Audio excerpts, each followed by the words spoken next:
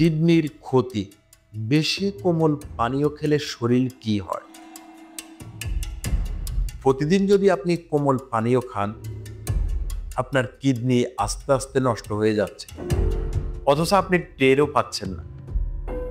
মিষ্টি স্বাদের আড়ালে ভয়ঙ্কর ক্ষতি লুকিয়ে আছে।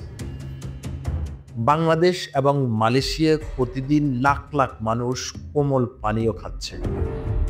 সবার ধারণা এগুলো শুধু গরম কমায়, কিন্তু সত্য হলো এই পানীয় কিডনির ভেতরে ভয়াবহ ক্ষতি করতে থাকে, যা এক সময় নিয়ে যায় ডায়ালিসিস কিংবা কিডনি ফেলিয়ারের দিকে। কোমল পানীয়তে চিনি ও রাসায়নিক এত বেশি যে কিডনিকে অতিরিক্ত চাপ দিতে হয়।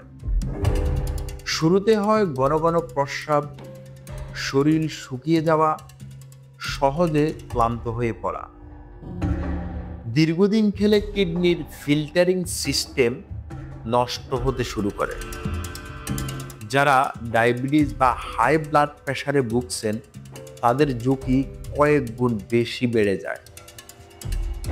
সবচেয়ে ভয়ঙ্কর ব্যাপার হলো, অনেকেই মনে করেন ডায়েট কোমল পানীয় নিরাপদ, কিন্তু ডাক্তাররা বলেছেন ডায়েট ড্রিঙ্ক আসলে শরীরের জন্য আরো মারাত্মক।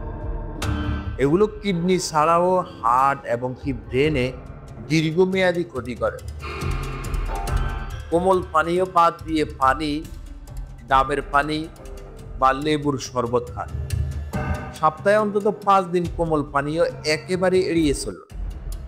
প্রস্রাব কম হওয়া, চোখের নিচে পোলাভাব, পায়ে ব্যথা এসব দেখা দিলে দ্রুত ডাক্তার দেখান। প্রিয় ভাই ও বোনেরা, আপনি কি প্রতিদিন কোমল পানীয় খান? কমেন্টে লিখে জানান আপনার অভ্যাস। আর স্বাস্থ্য সচেতন ভিডিও পেতে এখনই আমাদের চ্যানেলটি সাবস্ক্রাইব করুন। পরের ভিডিওতে জানবো চিনি কম খাওয়ার পরেও কেন ডায়াবেটিস বেড়ে যায়। সবাই ভালো থাকবেন, সুস্থ থাকবেন। আল্লাহ হাফেজ।